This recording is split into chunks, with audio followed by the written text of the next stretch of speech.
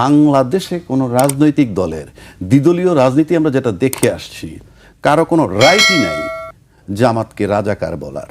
এই কারণে বলার রাইট নেই, আমি জামাত রাজাকার কি রাজাকার না, আবার যদি রাজাকার বলেন তাহলে তাদের বিচারও করছে।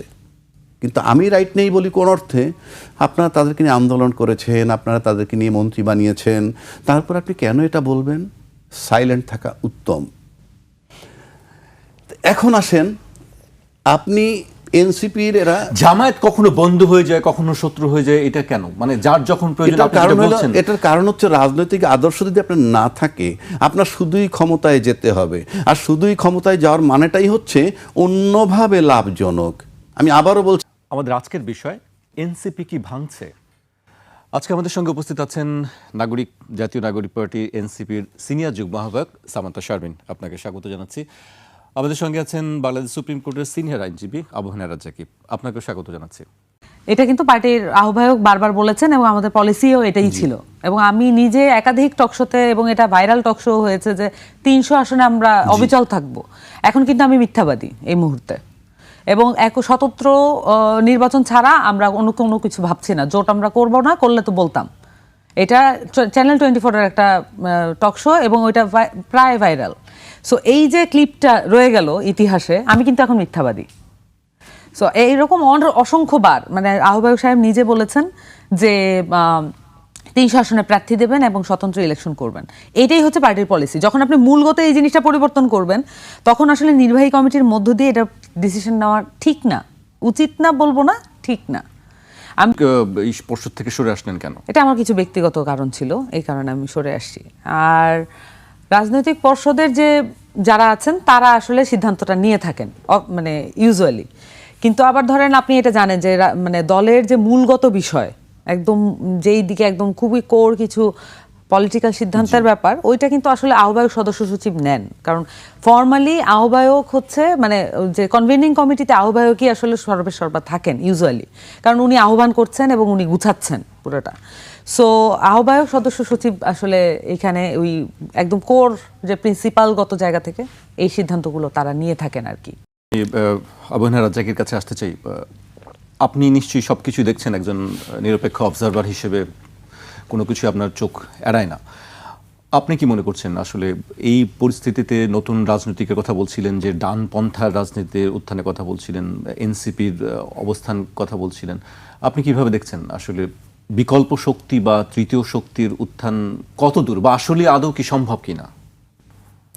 ধন্যবাদ আপনাকে এবং আমার সহ-আলোচক ইটিভির দর্শক শ্রোতা সবাইকে আমার শুভেচ্ছা। ইনফ্যাক্ট আপনি ধরেন যে এই এনসিপির যারা প্রথম শ্রেণীর নেতা বা নেত্রী, তার ভিতরে এই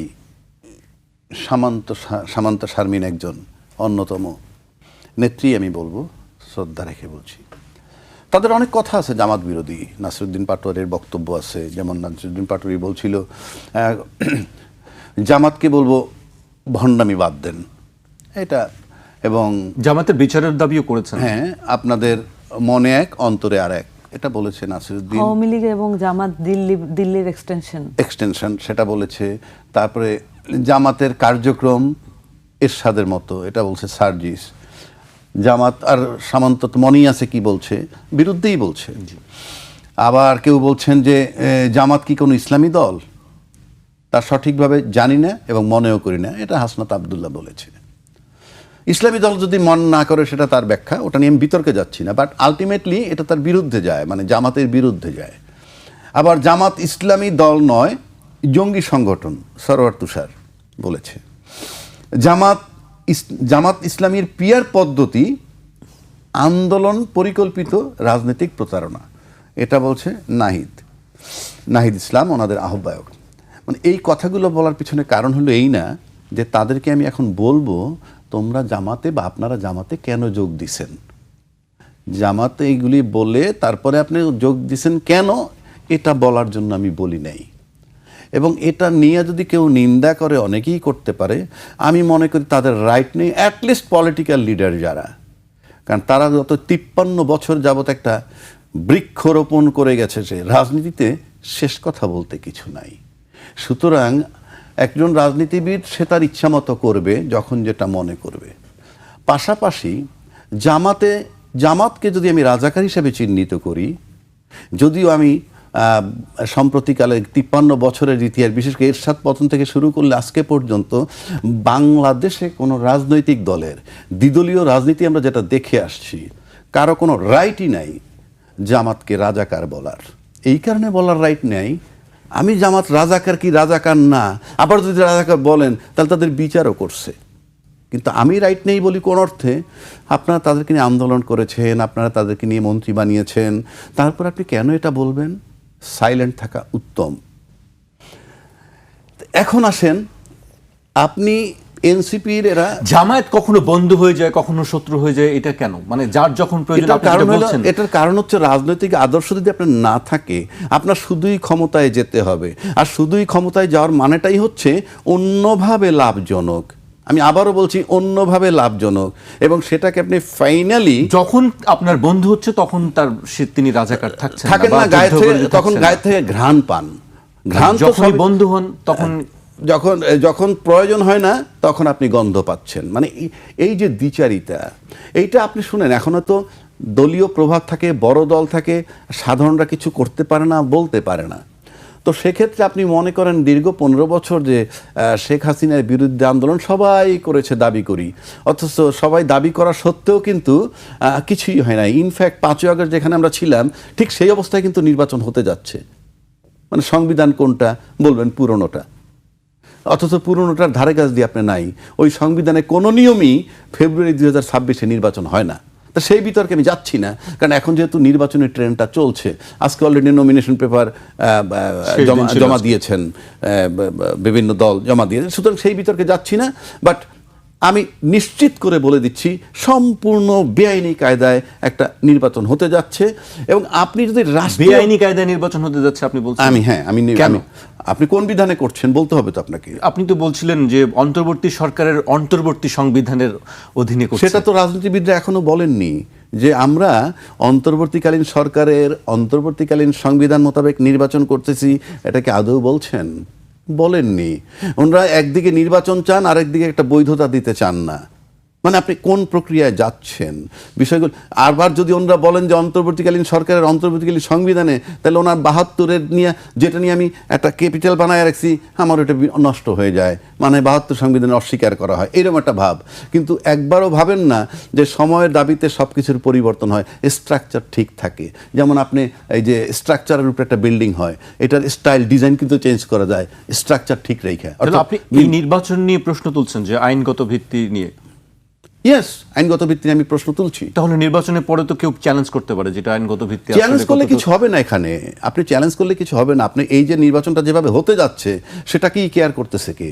হু ইজ কেয়ারিং ইট? কে কেয়ার করছে? আপনি একদিকে যখন একটার সাথে আরেকটা লিঙ্ক হয়ে যায় প্রশ্ন করার কারণে, আপনি একদিকে যখন গানম্যান দিচ্ছেন, তার মানে কি? গানম্যান দেওয়ার মানে হচ্ছে সে নিরাপদ না। নিরাপদ না মানে হচ্ছে আইন শৃঙ্খলা পরিস্থিতি আপনার নিয়ন্ত্রণে না।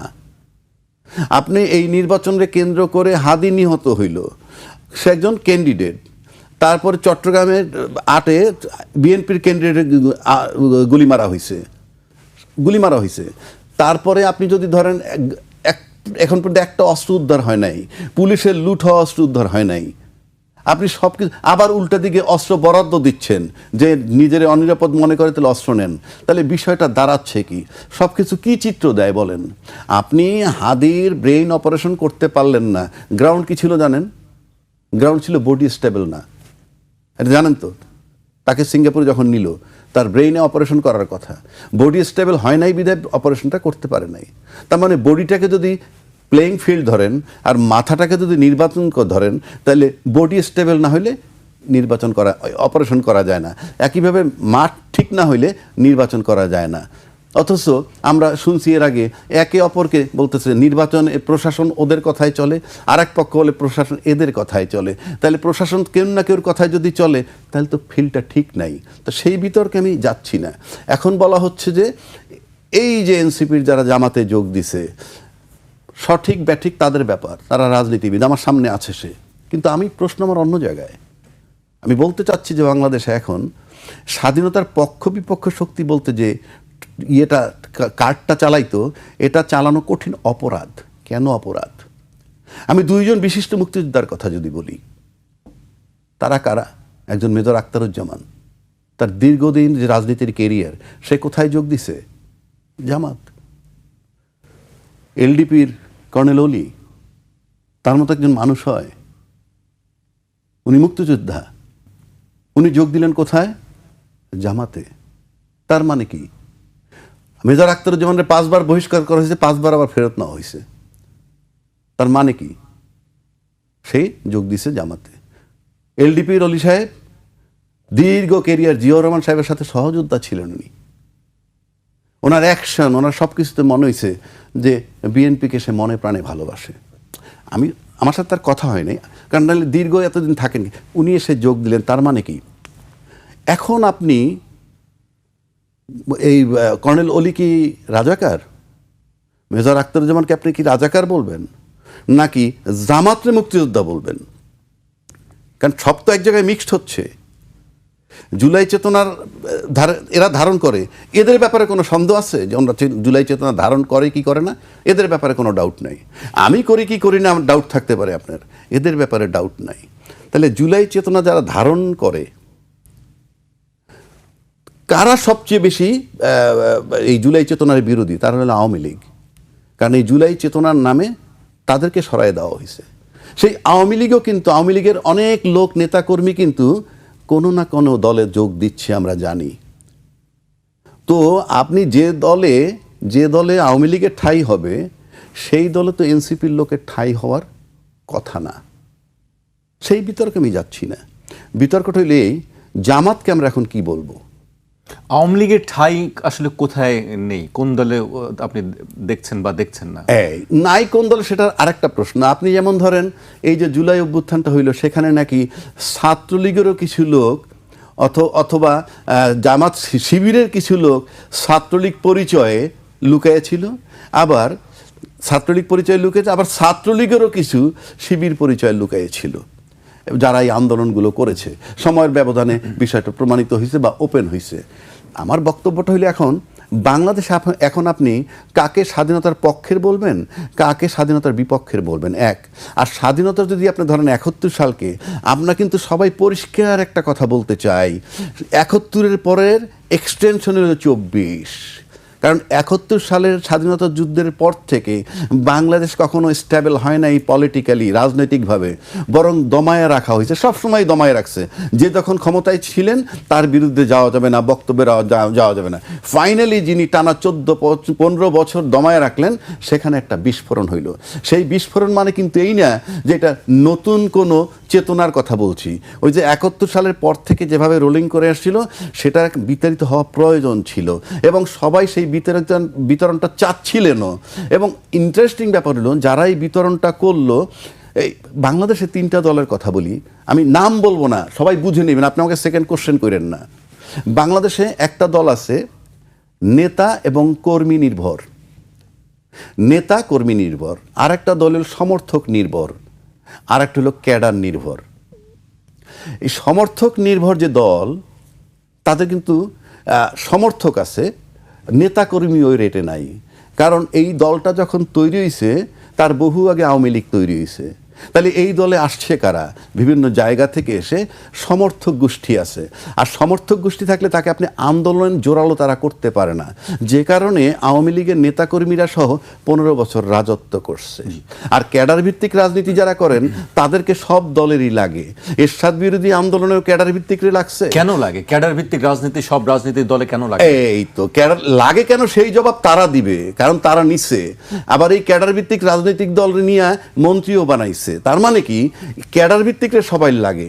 আর নেতাকর্মী ভিত্তিক রাজনৈতিক দলদের সবল হয় কিভাবে দেখেন, 16 বছর রাজত্ব করার পর তাদেরকে সরাইয়া দেওয়ার 17 মাসের মাথায় কিন্তু ওই রাজনৈতিক দলের আন্দোলন, বক্তব্য আমরা খণ্ড খণ্ড পাই, মিছিলও পাই। আর যারা সমর্থক নির্ভর, তাদের অবস্থান থাকা সত্ত্বেও 15 বছর কিন্তু ওই আওয়ামী লীগ রাজত্ব করছে। এই সব জিনিস চিন্তা করলে ফাইনালি আমরা আজকে যে জায়গাটা আসলাম, যে এই কি বলে জামাতরে এলডিপিকে আশ্রয় দিয়ে এনসিপিকে আশ্রয় দিয়ে এলডিপিকে আশ্রয় দিয়ে কনফার্ম করছে যে তাদের ভিতরে মুক্তিযুদ্ধ আছে এবং মুক্তিযোদ্ধারাও তাদেরকে সমর্থন করতেছে, প্লাস পাশাপাশি এই মুক্তিযোদ্ধারা, যা বিশেষ করে আখতারুজ্জামান যদি ধরেন, আর আপনার নাম কি বললাম, এলডিপির অলি সাহেব, তাহলে তারা মুক্তিযোদ্ধার পক্ষের চেতনা যে দলটা ধারণ করতেছে সেখানে তারা থাকতে পারেনি, অথচ এই দুজনও মুক্তিযোদ্ধা, তারা চলে আসছে জামাতের এখানে। এখন এইটার ব্যাখ্যা তারা দেবে, কিন্তু আমি দেখতেছি জামাত এখন মুক্তিযোদ্ধারে আশ্রয় দেয় এবং মুক্তিযোদ্ধা সেখানে আশ্রয় নিতে যায়, সুতরাং এখানে একটা বার্তা কিন্তু তারা দিচ্ছে। আর দ্বিতীয়টা হইল, জামাত আরেকটা জিনিস প্রমাণ করলো এনসিপিকে আশ্রয় দিয়ে, আমি সত্য মিথ্যা বলতে পারবো না, এনসিপি যেহেতু জুলাই চেতনা ধারণ করে, সুতরাং জুলাই চেতনা ধারণ যারা করে তাদেরকে শেল্টার দেওয়ার মানে হচ্ছে যে জুলাই চেতনাটাকে, জুলাই আন্দোলন বা চেতনাধারী যারা, তাদেরকে তারা সমর্থন করছে বলে বুঝাচ্ছে, এবং এটা একটা দেশবাসীর কাছে বার্তা যাবে, নতুন জেনারেশনের কাছে একটা বার্তা যেতে পারে। যদিও এই টকশোর পরই দেখবেন আমরা জামাতের কথা বলি, জামাতের ট্যাগ লাগাবে, মানে রিয়েল বিশ্লেষণও করা বাংলাদেশে এখন কঠিন একটা জায়গা। জি, তবুও বিশ্লেষণ করতে হবে, আমাকে বিরতিতে যেতে হচ্ছে। দর্শক, একটি বিরতি নিচ্ছে, ফিরছি এখনই।